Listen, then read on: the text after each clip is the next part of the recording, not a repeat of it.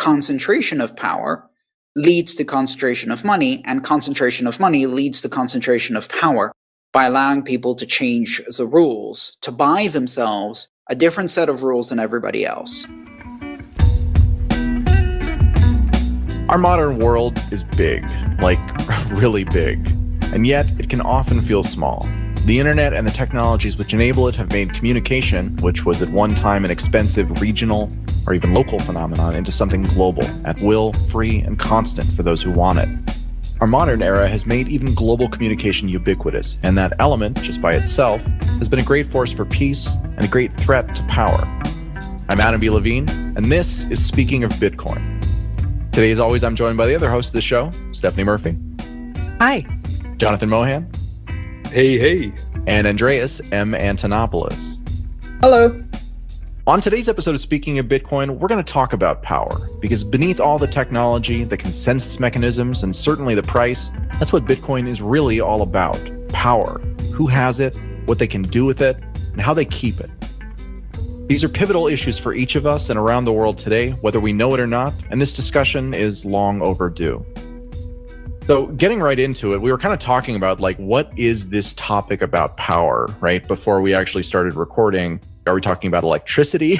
Are we talking about the technological advancements? And the answer to that, just to again set the stage, is no. We are talking specifically about the types of power that are used around the world to control us, right? To control the way that we think about things, to control the way that we value things. And that power is largely and generally very centralized. Bitcoin doesn't change the rest of the world. But what it does is it provides an alternative, an unstoppable form of competition that makes it so that anyone who has their grip on that old form of power, the way that we're used to it throughout the last 1,000, 2,000 years, maybe they don't in the future. Maybe there's a different way that we can do things, and maybe Bitcoin and other projects like it show us the path to it.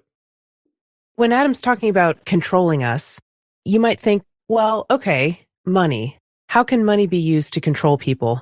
Oh, there's so many different ways, right? You might think of, well, if somebody controls your access to money, they control what you can buy, how much wealth you can accumulate to potentially be able to leave a situation, like, for example, an abusive relationship, something like that. Abusers often control their victims' access to money. But actually, money is more than that. It's actually a means of expression, as Andreas has pointed out many times in his talks. Money is speech. It's expression, because what you choose to buy, whether you choose to spend or save, what you invest in, those are all making statements. And so if someone's controlling your money or making it worth less, they're actually tuning down your voice. And so it's more than just kind of like controlling your access to buy things or to accumulate wealth and protect your family or whatever. It's also affects your expression. It's also a form of power. It allows individuals to express power by using money to allocate resources in society to their liking. And that happens multiplied by all of the people in an environment. But it also means that people may choose to associate with others by combining their monetary power in various forms. And those forms of association are also commonly protected personal freedoms or civil rights that are respected in liberal democracies. So it's not just expression, it's also freedom of association.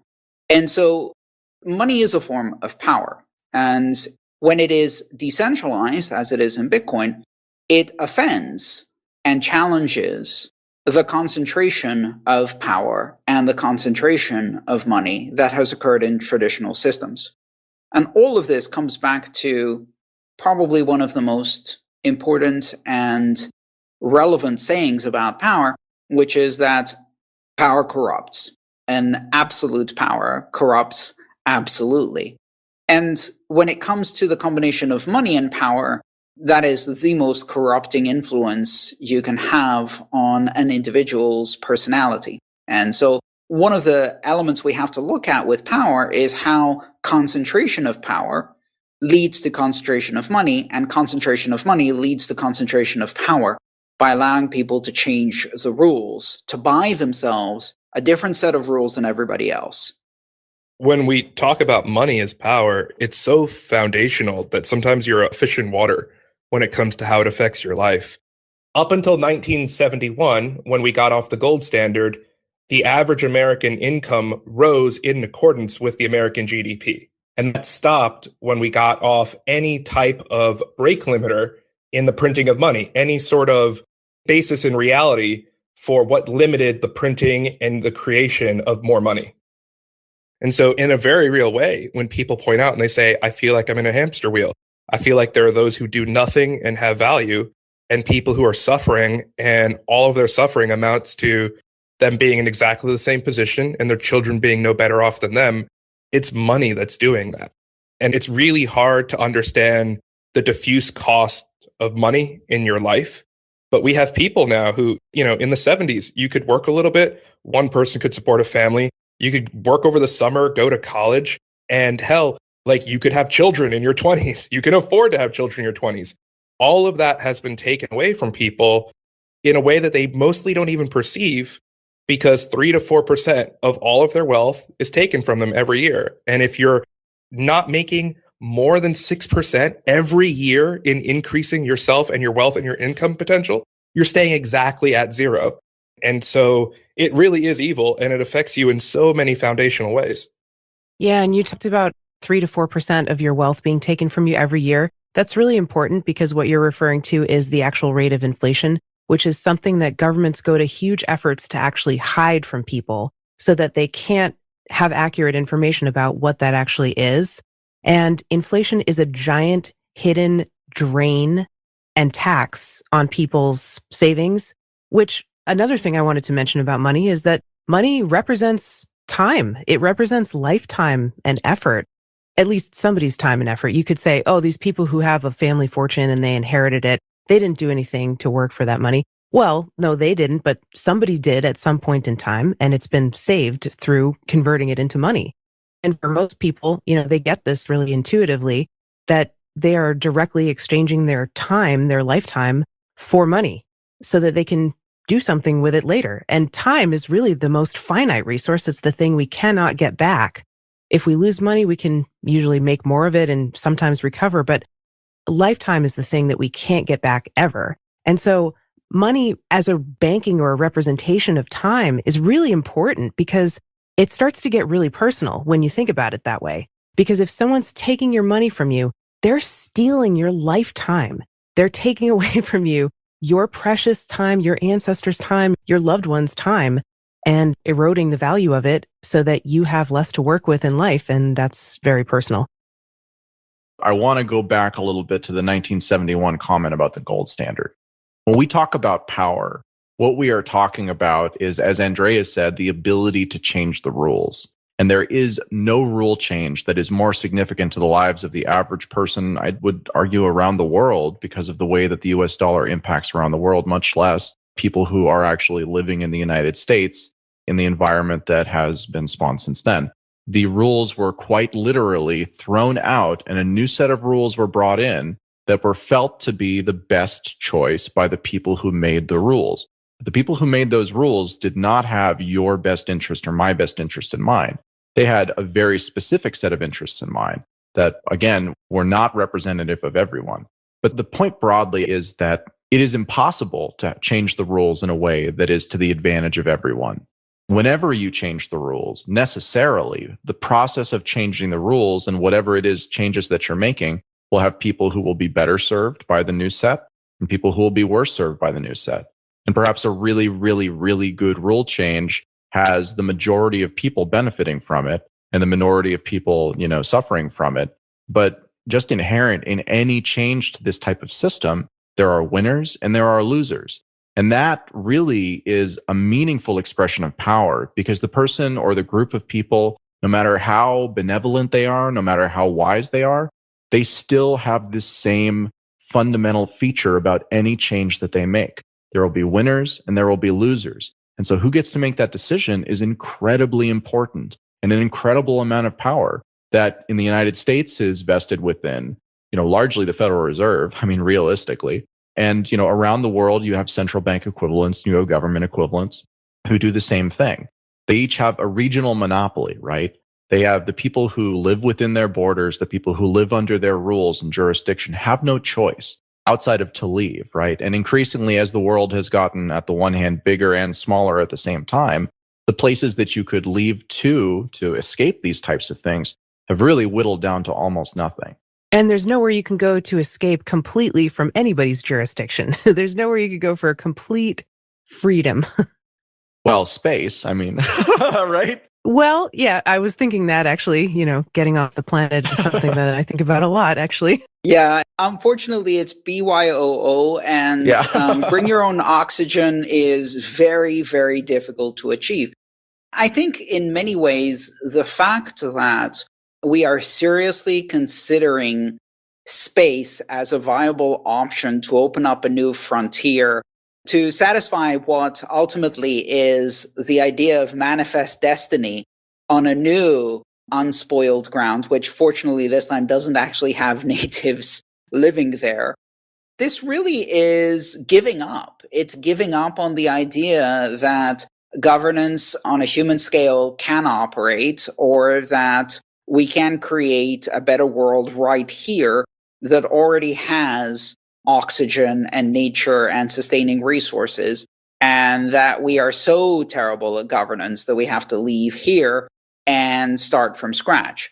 I think that's almost a form of political capitulation. And it tends to be a highly privileged position to take because, of course, for most people, it's not even a matter of escaping the planet or the gravity well. People can't even escape their own neighborhood, let alone the city or country they're in. And if you look around, you'll see that many people have never traveled more than a few kilometers from their place of birth. Even in the United States, it's something like 2/3 of people do not move from the state that they are born in. Yes. And so the idea that the solution lies in space because we've given up on changing the way we govern ourselves here on Earth, I think is ridiculous. Everything we do in space is far more difficult, and we've gone a bit on a tangent, but the bottom line is, it's almost like saying the power of the status quo is so unassailable that the only way to leave it behind is a lot of delta V. And that's really a ridiculous idea. What's delta V? Escape velocity. Delta as in difference, delta mathematical, and V as in velocity. It is worth noting that a couple hundred years ago, there were these British people with very weird notions about freedom and what they think society's place and role is in their lives. And they got on a boat for 6 months and then chose to have a 30% death rate every year just because that's how much they didn't want the state to be a part of their life. And it wouldn't surprise me if in the next 20 years, we're going to replay that story. Well, then they tried their best to create a new state that was going to be better than the other one. And, for a while it worked pretty well, but look where we are now. Maybe my family's ability to have a life without the government shouldn't affect the consequences of what will happen to Mars in 500 years. I'm just saying, we look at history in terms of the wars that happen. Sometimes I just like to look at the freedom that happens in between those wars. And by going to Mars, I may be planting the seeds of the obliteration of Earth 500 years from now, but there'll be like a good 100 or 200 years of human prosperity that we can look at in between. So back to our topic of power, I think a much better way to shift power instead of trying to escape is to virtually exit. So instead of exiting physically and having to leave the planet, virtually exit. And what that means is, first and foremost, exiting from the institutional confines of traditional money. Because ultimately, you can create this fiction of money and you can perpetuate the inequality that it creates through confiscation, inflation, and the transfer of wealth through inflation that happens, as well as the power imbalance that it creates by allowing those with proximity to flows of money to enrich themselves ridiculously while everybody else is on a treadmill uphill against inflation.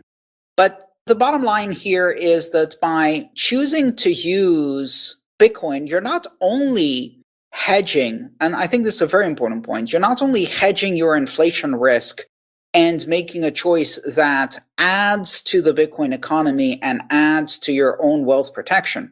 You're doing something else that is equally important. You are removing your labor from the participation in the traditional economic system. You are removing your contribution from that economy and participating only in the most tangential ways that they can force you to participate. Meaning, once a year, you have to pay them their pound of flesh in an ever-inflating currency, which you can afford more and more easily because you actually store your savings in Bitcoin. And the bottom line is that by removing your participation, you also remove your moral approval of the system. You remove your consent. You remove your philosophical and political affiliation with that system. And you don't have to leave where you are. You can remain in exactly the same place as you are. You don't have to retreat into a gated community. You don't have to build a wall around you. You don't have to exit the country and go to another country or try to build a floating city outside of international waters or escape to Mars. You can exit the system without changing your location. That's the best thing to do right now, especially when more and more we're kind of being isolated and pushed onto the internet as the only space where we can really stretch our limbs and actually do something because our options are more limited in the real world. So an interesting thing with Bitcoin, and it's funny how you have things that sound radical, and then at different points in Bitcoin's evolution, they become completely not the issue anymore. Remember in the very early days of Bitcoin, when the idea of an algorithmic, fixed, and unchanging distribution scheme blew people's minds? Yeah. That was the part that they had to challenge, that they had to poke at and prod at. And the idea is not just that it was a system that was releasing money, but that it was an unchanging, fixed, and understood in advanced way in which that would happen. And that would be chaos. Well, the crazy thing about inflation and CPI, like a lot of things in the traditional world, is every 5 to 10 years, when it doesn't suit their interests, they fundamentally change the way that they calculate what it is that they're describing in order to continue to divest power from those that should be getting it. And so you go to the state and you say, fine, you can inflate your money, but we're going to have this thing called Social Security. And so the people at the bottom will be able to live. And what we're going to do is we're going to put these cuffs on you and say, the extent to which you print more money is the extent to which you have to give the people at the bottom more money so that they can continue living. And that's what the idea of CPI was. Wait a minute, CPI stands for Consumer Price Index, right? Yes. And unlike Bitcoin, where it's fixed and codified and unchanging as to how you would calculate an issuance in a system, every couple of decades, the government fundamentally changes how they calculate CPI. And so it used to be that the meat component of what constituted a cost for an American was steak. And now it's ground beef. Ah, right.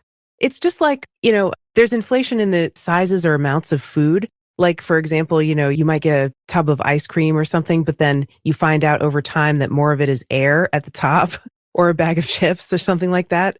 And this is sneaky ways to hide the fact that people are getting less and less for their purchasing power. Yeah, it's almost like we went from let them eat cake and then they redefined cake as styrofoam or, let them eat steak, but now it's just snouts, tails, and hoofs. And we've redefined steak as sausage. Listen, Andreas, there are many opinions I'll let you express in this podcast, but besmirching the integrity of beef jerky is just not one of them. Okay, hang on. So we've pulled the stats from shadowstats.com. And just to give you an idea of how big these divergences are, ShadowStats is a site that tracks inflation in the modern era, but using the methodologies that the government used to track it in the 80s and 90s. So they actually have two different indexes that they maintain about this. If we look at inflation today based on the 1980s method, inflation is running at about 9% annually compared to the a little bit below 2% that the official stat. Wait a minute, 9%? Yeah. What kind of investment accounts do you know that pay a 9% return? Because I don't know any. And this is why everybody pumps their money into the stock market and they're chasing these huge returns because you cannot get ahead by investing if there's 9% inflation per year. Yeah. No, even better. They put all of their money in the stock market. They get an 8% return and they go, we're winning. Yeah. And according to this stat, they just lost 1%. We're not even saying that the 1980 way to calculate it was correct. We're just saying that by their own metric, these would be their own numbers. Yeah. And then there is a 1990s standard, and the 1990s standard shows that as of early 2021, we're currently experiencing about 5%. So you can say 9% in the 1980s by the way they measured it, becomes 5% by the way they measured it in the 1990s, becomes less than 2% in the way that we measure it today. But it's the same data just being run through different calculations that, as Jonathan said, the government used at various points in time to calculate this. I think it's such a poignant example, right? Like we feel, I think, that the cost of living goes up, right? You look at houses, you look at all the things that as a person who's trying to live like a normal quasi-successful life that you need to acquire. And all those things are going up way more than 9% per year, right?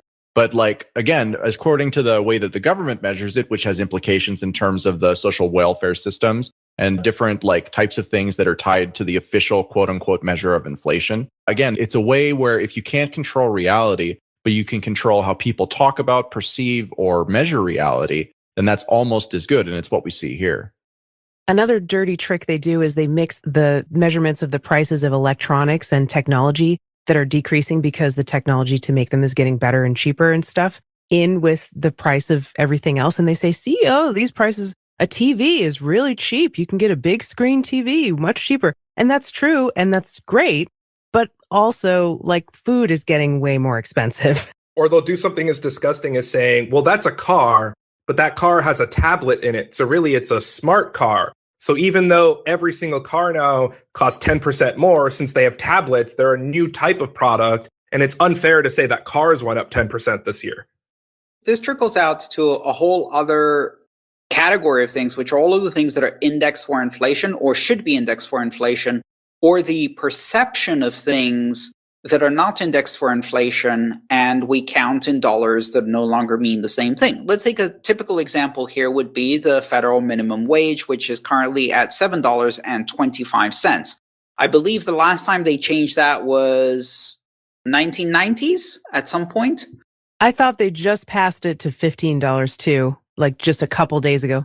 Yeah, well, that's the example. So it was last changed sometime in the 1990s. And correct me if I'm wrong, it doesn't matter. But the point is that it was $7.25, and it's been $7.25 for a very, very long time. And now there was a bill passed in this budget that raises the federal minimum wage to $15. And this was presented as being a radical departure from norms and the end of capitalist life as we know it and straight up Marxism.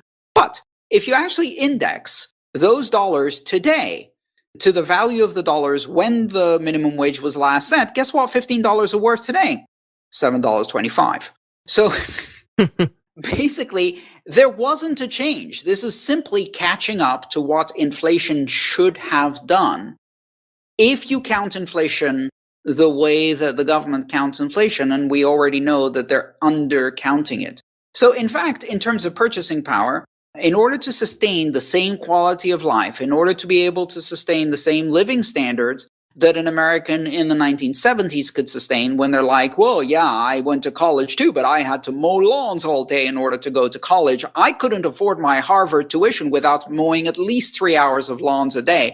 And you're like, you do the math and you're like, well, dude, that means you were getting paid like $25 an hour in today's money. That's the purchasing value that you have. That's where you'd have to set the minimum wage in order to equate to the living standards in the 1960s. And ironically, it's precisely the people who grew up during the 1960s who consider the Gen Z to be lazy loafs who are constantly complaining about the lack of quality of life. And if only they would just stop this frivolous spending on their daily latte and avocado toast, maybe they could learn the value of $1 and save up enough money to get their act together, right? Yes, where a single earner in a basic blue-collar job could afford to be a single earning family with 2 children, buy a house and fully own it within 20 years that is like a decent-sized 2-bedroom house, own a car, and be able to send both kids to college. Now, that is impossible today. It's impossible not only on a blue-collar job, it's impossible at most levels of jobs. And so the idea that it's lattes or avocados, which of course cost, a dime at the time, is ridiculous. What it is inflation. I remember when I was a teenager in the 1990s, I went to the mall with my friend and she said, my mom gave me $20 to spend at the mall. And I said, wow, that's a lot, $20. And she said, are you kidding? $20 buys like a piece of pizza. And I laughed. But now I think about it and I'm like, wow, $20 does buy a pizza now. And I think like this story illustrates how people feel this when they go to actually buy things. They're not fooling anyone with this funny math where they're saying there's like less than 2% inflation. People know that things are getting more expensive in terms of the units of dollars that are required to purchase them, and that the currency is getting less valuable over time, and that their savings is going to be eaten away if they don't invest it in something that gives a return that's higher than the real rate of inflation. And so I think people know, at least on a subconscious level, because it feels like things are getting more expensive, like they can't make ends meet, and they're constantly just being squeezed and they can't get ahead. And that's the hamster wheel feeling that Jonathan described that I think all of us can relate to. I want to point out one very, very important factor to give this a global perspective. This is in the country with the reserve currency of the world that gets a discount on inflation vis-a-vis every other currency. So this is as good as it gets. This is as good as it gets for fiat currencies. It only gets worse from there. It only gets worse with currencies like the euro, the yen, and further down. And once you go past the first dozen currencies in the global standing, if you like, of 190 some currencies, it very quickly turns into silly math. So what we've described here, which is an untenable situation, a set of smoke and mirrors, a mirage of affordability, the complete destruction of the middle class, upward mobility, the American dream, and all of that, that's the best case scenario. And it gets worse from there. And that's why Bitcoin has such an important function to play, not just in the United States, but everywhere around the world, where people look at the US dollar as an icon of stability compared to their own local currency that is far, far worse, all the way down to prices changing on the shelves of the supermarket by an order of magnitude 3 times a day, which is the kind of thing you see in places like Venezuela or Zimbabwe when they're having hyperinflation. The supermarket, I like that. Did I say supermarket? Yes. It is the supermarket. I think that this is kind of it, right? Like, the whole point is that the reason why people in other countries prefer US dollars to their local currency isn't because it's good by some absolute standard, but because in relative terms, it represents a more stable, a better store of value. But this is an argument that we often call the cleanest dirty shirt argument, right? No good options, so you pick the least worst option, right? And then that's the best option that's available to you. And this really is where it comes back to Bitcoin, as Andreas said. Bitcoin, again, as we said at the top of the show, represents an unstoppable form of competition on the one side, which means that it is broadly available to everyone, whether their government likes it or not. Governments can and probably will, as time goes on, seek to slow it down, seek to put roadblocks in front of it. Those things will certainly detract from the price, but the continued existence of it is almost assured at this point. The important part here is that this show is about power. And that power in a normal system is very concentrated in a group of perhaps well-intentioned, perhaps not well-intentioned people who make the best decisions they can. But simply by making any decision, there are casualties of that. And that bleeds over into all these different parts of our lives. And so again, the magic combination, there's lots of other things about Bitcoin that are important, but the most important parts, to me at least, is that it has this decentralized form of power where even well-intentioned, very smart people simply cannot change things because they think that they should be changed. It has to be a consensus effort that's driven by more than half of the participants within the system. And if you compare that to any other system of power on Earth, you will find that it is incredibly egalitarian and incredibly empowering for people who have no power in other systems. I'd only challenge the idea that it takes more than half the participants. Consensus is much stronger than that. A 51% attack can deny service, but it can't change the rules. To change the rules, you need overwhelming consensus, overwhelming in the high 90s. And even then, it's not assured or easy, and it's usually reserved for the most conservative of changes. it is almost a system that requires complete unanimity because you get to choose which rules you apply on your node, and those are the rules of what you call Bitcoin. And so it really takes a lot more than just a majority, a plurality, or even a supermajority. It takes almost unanimous consensus to modify what actually is Bitcoin and whether that will survive as an available option. And the point that you're making, which I think is a very good one, is that in a system like this, things just don't change unless the reason to change is so absolutely compelling and completely clear that it needs to happen, that it motivates that change. Because lacking that sort of just broad engagement across the entire network, the change simply doesn't happen. And again, that is in contrast to every other such system you could compare it against around the world. So those two things combined together, the need for consensus to change the rules on the one hand, and the unstoppable, borderless nature of competition on the other hand, makes Bitcoin, to me, the most important thing in the world today as we seek to discover what the future of money holds. Certainly, the one thing we know will happen is that change will happen, right? Throughout the history of money, change has been inevitable. And this certainly feels like the end of a cycle. But even if it's not, even if this current cycle that we're in continues for another 20 years, well, Bitcoin still represents that alternative for people who want it. And that is incredibly powerful. And that's a wrap on another episode of Speaking of Bitcoin. Today's show featured Stephanie Murphy, Andreas M. Antonopoulos, Jonathan Mohan, and Adam B. Levine.